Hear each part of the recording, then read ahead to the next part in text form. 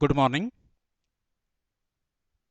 Now let us try to analyze the most important topic of the unit, demand forecasting. In this topic, let us try to analyze the meaning of demand forecasting, types of demand forecasting, objectives of demand forecasting, and methods of demand forecasting. This is an important topic because on this topic, your case study question may appear. It would be a compulsory question for you and it carries 15 marks. So demand forecasting. What do you mean by demand forecasting?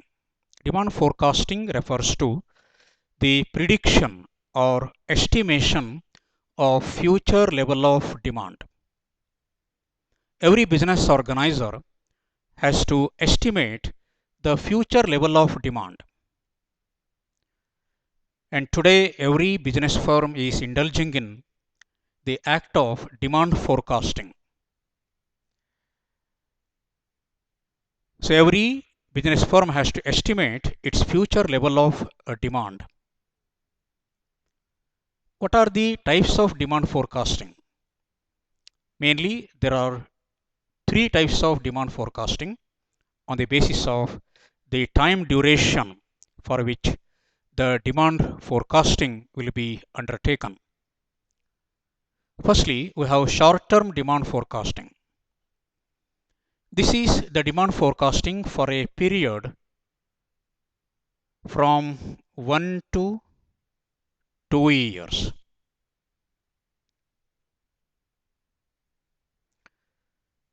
Demand forecasting for a period from 1 to 2 years can be treated as short-term demand forecasting. Another is medium-term demand forecasting. This will be for 2 to 5 years. This is the medium-term demand forecasting, that is for a period from 2 to 5 years. Then above 5 years.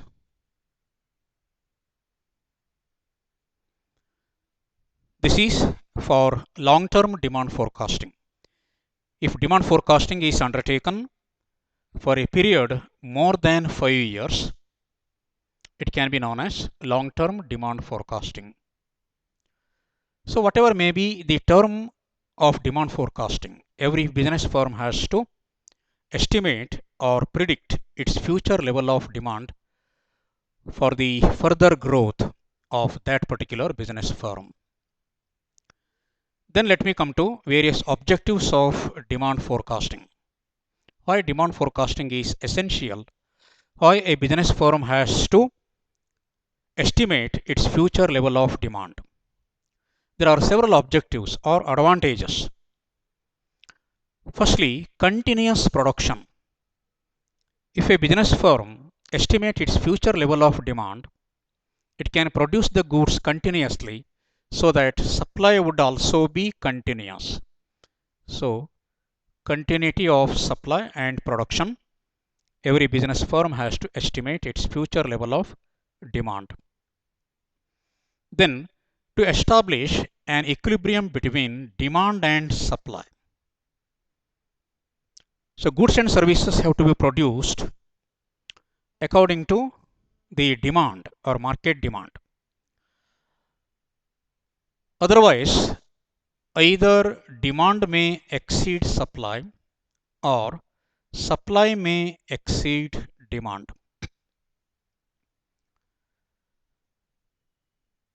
If a business firm has not estimated its future level of demand, demand may either exceed supply or supply may exceed demand. In both the cases, it will create some problem. If demand exceeds supply, it leads to inflation or price hike. Inflation will create several chronic problems or long-term problems. And inflation is described as an open robbery. So inflation is not good for the smooth functioning of an economy. Therefore, if demand exceeds supply, it leads to inflationary spiral in that particular economy. If supply exceeds demand, it may lead to deflation or a continuous and a sizable reduction in the prices of goods and services. So deflation is also not good for the smooth functioning of an economy. Both inflation and deflation can hinder the growth of an economy. It hinders the smooth functioning of an economy. Therefore, demand should be equal to supply. There should be an equilibrium between demand and supply. Any mismatch between demand and supply leads to either inflation or deflation. Therefore, an equilibrium between demand and supply is essential to maintain the entire equilibrium of an economy. Then another objective is the supply of necessary inputs. Demand estimation or demand forecasting helps to have proper preparation during the initial stage itself. Suppose if today's demand is 1000 units, after 5 years, if demand is estimated as 5000 units, every business firm should be in a position to produce the goods according to demand. But for this, prior preparation is essential. Every business firm has to arrange the necessary inputs for the extension of its business unit. It may expand its business unit, install or the installation of some more plants, machines, tools, equipments, etc. So, proper supply of essential inputs with the demand forecasting can be possible. For this purpose, demand forecasting is essential.